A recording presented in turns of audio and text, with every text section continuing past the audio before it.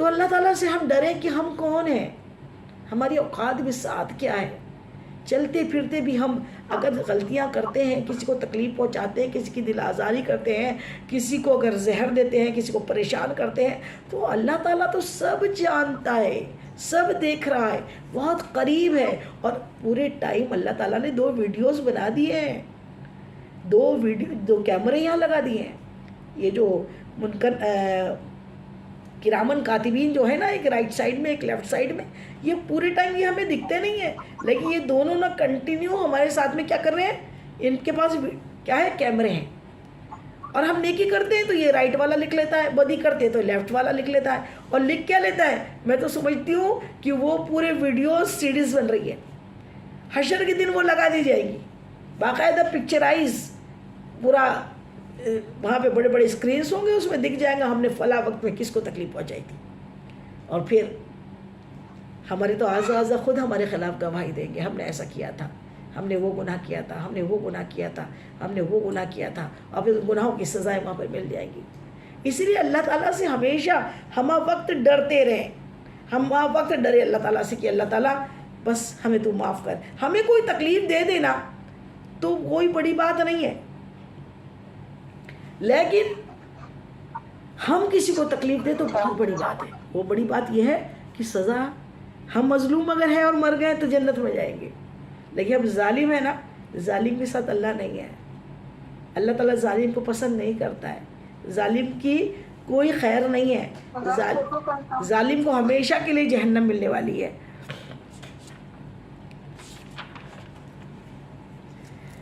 آپ امام میوٹ کر لیں، اپنے مائک کو میوٹ کریں، سب خاموش رہے. تو یہ امام حسن رضی اللہ تعالیٰ عنہ جن سے محبت ایسی کہ ایک مرتبہ ایک اور واقعہ بتا کے بیان ختم کرتی ہوں کہ ایک مرتبہ سرکار دو عالم صلی اللہ تعالیٰ علیہ وسلم مسجد نبوی میں خطبہ دے رہے تھے.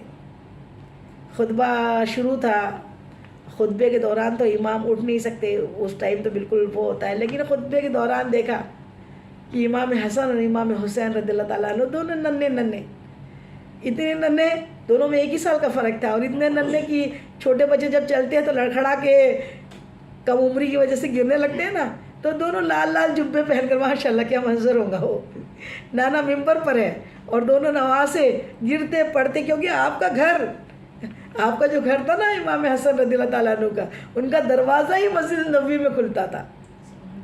ان کا دروازہ کہاں کھلتا تھا؟ مسجد نبوی شریف میں. سبحان اللہ سبحان اللہ. تو آپ جس مسجد نبوی میں جانے کے لیے ہم ترستے ہیں، آپ کا تو گھر ہی وہاں پہ تھا. سبحان اللہ سبحان اللہ. تو آپ دونوں شہزادے لڑکھڑاتے ہوئے کم عمری کے اس میں بالکل لال لال جبے پہن کر نانا حضور کے پاس پہنچنے کی کوشش کر رہے تھے، اور چلتے چلتے گر جا رہے تھے. اتنے چھوٹے تھے کہ چلتے چلتے گر جا رہے تھے. پیارے آقا کریم صلی اللہ علیہ وسلم کو اس سے کتنی محبت، چاہتے تو کسی غلام کو اشارہ کر دیتے کہ ان کو اٹھا کے لے آؤ، لیکن آپ ممبر چھوڑ کے، خطبہ چھوڑ کے اترے ممبر سے، اور اتر کے دونوں شہزادوں کو اپنے گود میں اٹھا کے لے کر آئے، اور پھر دونوں کو اپنے زانوں پر بٹھایا اور پھر خطبہ دیا. سبحان اللہ، ایسی محبت. اور پھر پیارے آقا فرماتے ہیں یہ میرے اہل بیت ہیں. اس وقت نہیں، اس وقت تو آپ نے خطبہ دیا، لیکن آقا کریم صلی اللہ علیہ وسلم جن کے لیے آیت تطہیر نازل ہوئی، اور جن کو آقا کریم صلی اللہ علیہ وسلم فرماتے ہیں کہ یہ امام حسن کے بارے میں بھی جب آپ کا وصال ہوا نا، تو وصال کے وقت آپ نے اپنے والد، اپنے چھوٹے بھائی حضرت امام حسین کو بلایا، کہا کہ بدلہ اللہ تعالیٰ لے لے گا، آپ کو لینے کی ضرورت نہیں ہے. اور پھر کہا کہ میرے بھائی، میری تمنا ہے کہ مجھے اب میرے پاس وقت نہیں ہے، کوئی کچھ پوچھنا چاہتا ہے تو پوچھ لے، کیونکہ اس بار کا جو زہر دیا گیا بہت شدید ہے، برداشت کی حد ختم ہو گئی. تشت لائے جاتے اور تشت بھر بھر کے آپ خون کی قے کرتے، پھر باہر ڈالا جاتا، پھر تشت بھر بھر کے خون کی قے پہ قے ہوتی. اللہ اکبر، اتڑیاں کٹ کٹ کے نکل رہی تھی. اللہ اکبر، اس قدر تکلیف اٹھائی. اور پھر جب آپ کا وصال کے پہلے آپ نے وصیت کی کہ ایسا کرنا کہ مجھے میرے نانا کے پہلو میں دفن کرنا. لیکن اے حسین سنو، اگر اس میں کوئی فتنہ نہ ہو تو، اور وہ بھی نانی حضرت بی بی عائشہ صدیقہ رضی اللہ تعالیٰ عنہا سے ام المومنین سے اجازت لے لینا. اگر وہ اجازت دے, ان کو حجرہ ہے نا ام المومنین کا, تو اجازت دے تو مجھے میرے نانا کے بغل میں, میرے نانا کے پہلو میں دفن کرنا. اللہ اکبر اللہ اکبر. جب وصال ہو گیا تو حضرت امام حسین نے اپنی نانی حضرت جناب سیدہ بی بی عائشہ صدیقہ رضی اللہ تعالیٰ عنہا سے اجازت مانگی, تو کہا کہ بیٹے یہ آپ ہی کا گھر ہے, مجھ سے اجازت کیوں لیتے ہو؟ آپ کے نانا ہے, آپ کے نانا کے پاس میں انہیں دفن کرنا ہے تو بالکل کر سکتے ہو, میری اجازت کی کوئی وہ نہیں, میری اجازت ہے. سبحان اللہ سبحان اللہ.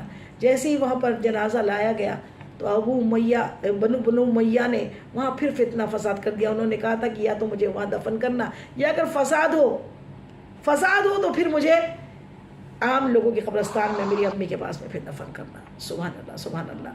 یہ دو ان کی وصیت تھی. یہ فتنہ پسند نہیں کرتے تھے, صلح اس لیے کی تھی, اور اسلام میں کہیں فتنہ نہیں ہے. میرے آقا کریم صلی اللہ علیہ وسلم کو بھی صلح حدیبیہ میں آپ نے صلح کی تھی نا, احرام باندھ کے آئے تھے, لیکن مکے والوں نے ستایا تو آپ نے صلح کر لی. صلح کا حکم اللہ تعالیٰ نے بھی دیا ہے قرآن پاک میں کہ تم صلح کر لو.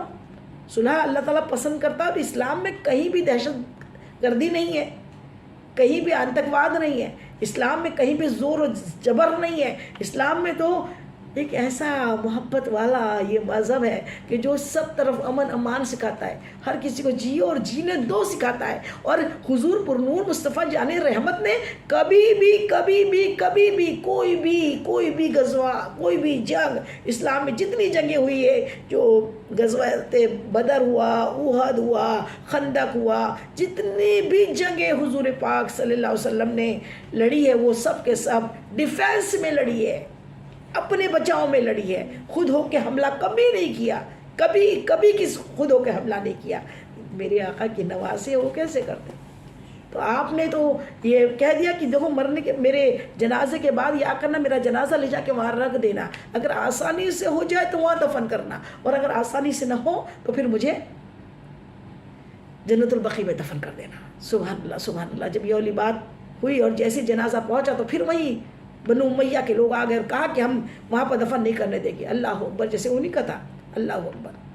پھر تلواریں نکل گئی, اور پھر حضرت ابو ہریرہ رضی اللہ تعالیٰ عنہ نے بچاؤ کیا اور کہا کہ دیکھو جو ان کی دوسری وصیت ہے نا اسی پہ عمل کیا جائے, اور وہاں جا کے مسلمانوں کے عام قبرستان میں جناب سیدہ بی بی فاطمہ الزہرا رضی اللہ تعالیٰ عنہ کے پہلو میں, اپنی امی کے پہلو میں انہیں دفن کیا گیا. سبحان اللہ سبحان اللہ. وہاں جا کے آپ کو دفن کیا. اور کہتے ہیں کہ ابو ہریرہ رضی اللہ تعالیٰ عنہ کہتے ہیں کہ میں نے دیکھا کہ دور دور تک بقیع پاک میں ایک سوئی کے برابر جگہ نہیں تھی, اتنے لوگ آپ کے بیت میں آئے تھے. سبحان اللہ سبحان اللہ. قبرستان میں اتنے لوگ تھے. اور پھر اس وقت حضرت ابو ہریرہ رضی اللہ تعالیٰ عنہ نے کی زبان سے نکلا کہ میں نے اپنے آقا مصطفیٰ جان رحمت کو کی زبان سے سنا تھا کہ جو حسن کو دوست بنائے وہ میرا دوست ہے.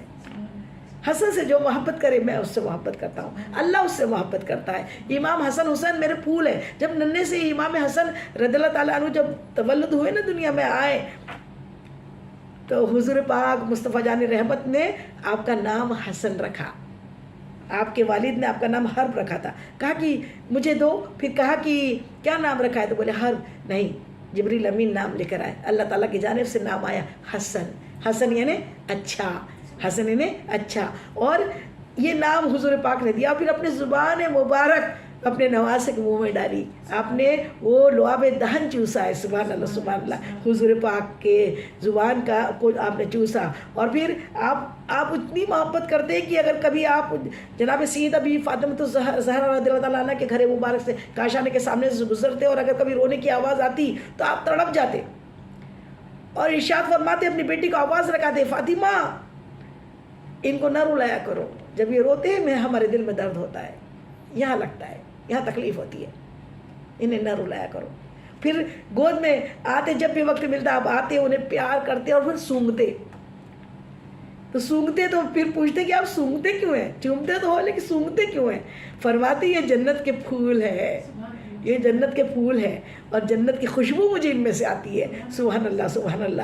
یہ ہے حضرت امام حسن رضی اللہ تعالیٰ عنہ کی سوانح. آپ کی بات کیا نرالی کیا آپ نے جو کیا. پھر اپنے بیٹوں کو حضرت قاسم رضی اللہ تعالیٰ عنہ جو آپ کے بیٹے کربلا میں شہید ہوئے ہیں آپ کے بیٹے, ان کو بھی آپ نے وہی دیا تھا کہ اب اپنے چچا کا ساتھ نہیں چھوڑنا. چچا پہ بات آئے تو پہلے اپنی جان پیش کرنا. یہ کس قدر, یہ تو اونچے خاندان کی ہی بات ہے, یہ رسول اللہ کے خاندان کی بات ہے کہ آپ نے اس قدر مظالم برداشت کیے, ظلم برداشت کیے, لیکن اف نہیں کیا اور خاموش رہے. آپ کے سامنے آپ کے والدین کو گالی دی جاتی, جس ٹائم آپ کو زہر کا اثر ہوا کہا کہ مجھے کھلے میدان میں لے چلو. پھر آسمان کی جانب دیکھ کر کہا کہ اللہ میں نے بہت ظلم برداشت کیے, میں اپنی جان تجھے دیتا ہوں. اے کریم میں نے کبھی کسی کو تنگ کرنے کی کوشش نہیں کی, لیکن تیرے ان بندوں نے میرے نانا کے ان امتیوں نے مجھے بہت تکلیفیں دی, لیکن میں ان سے کچھ بدلہ نہیں چاہتا. اور اس طریقے سے آپ نے اپنی تکلیف اللہ کی سامنے اللہ کی بارگاہ میں ظاہر کی. تو یہ مظالم یہ سب جو برداشت ہوئے کہ ان کا نام لوگ یاد سے, جو ہم اولیاء اللہ کے تو خراج عقیدت پیش کرتے ہیں, ان کی عرس مناتے ہیں, نیاز کرتے ہیں. یہ تو اہل بیت اطہار ہے کہ جن کے بارے میں حضور پاک نے فرما دیا کہ میرے اہل بیت جو ہے وہ نوح علیہ السلام کی کشتی کے مانند ہے. جو اس میں سوار ہو گیا وہ کبھی گمراہ نہیں ہو سکتا. اس لیے اللہ تعالی ہم سب کو, ہماری نسلوں در نسلوں کو اللہ رب العزت, اللہ تعالیٰ کے اللہ کی عزت, اللہ کی عبادت کرنے والا, اللہ کے رسول سے محبت کرنے والا, اللہ کے رسول سے محبت اور اللہ کے رسول کے اہل بیت اطہار میں مر مٹنے والا بنا دے. اللہ تعالیٰ محبت کرنے والا بنا دے. اور ان کا دامن جس نے پکڑ لیا, آقا نے فرما دیا میں 2 بھاری چیزیں چھوڑے جا رہا ہوں, ایک قرآن حکیم اور ایک میری اہل بیت اطہار. ان دونوں کو مضبوطی سے جس نے تھامے رکھا وہ کبھی گمراہ نہیں ہوں گے. اللہ تعالیٰ ہم سب کو دامن مصطفیٰ ہمارے ہاتھوں میں ہو, اور اہل بیت اطہار اور چادر تطہیر میں اللہ تعالیٰ ہم کو بھی اللہ تعالیٰ جنت الفردوس میں جناب سیدہ بی فاطمہ الزہرا رضی اللہ تعالیٰ عنہ کے کنیزوں میں اللہ ہم سب کو شامل فرما لے. وما علینا الا البلاغ. اس بیان میں جانے مجھ سے جو بھی بھول چوک غلطی خطا ہوئی ہو تو اللہ تعالیٰ اپنے حبیب کے نالن پاک کے صدقے میں مجھ گنہگار کو معاف کر دے. آپ لوگ کو بھی کوئی بات بری لگی ہو, ناگوارا لگی ہو, غلط لگی ہو تو تہ دل سے معاف کر دیجئے. حشر کے دن کے لیے نہ چھوڑیے. السلام علیکم ورحمۃ اللہ وبرکاتہ.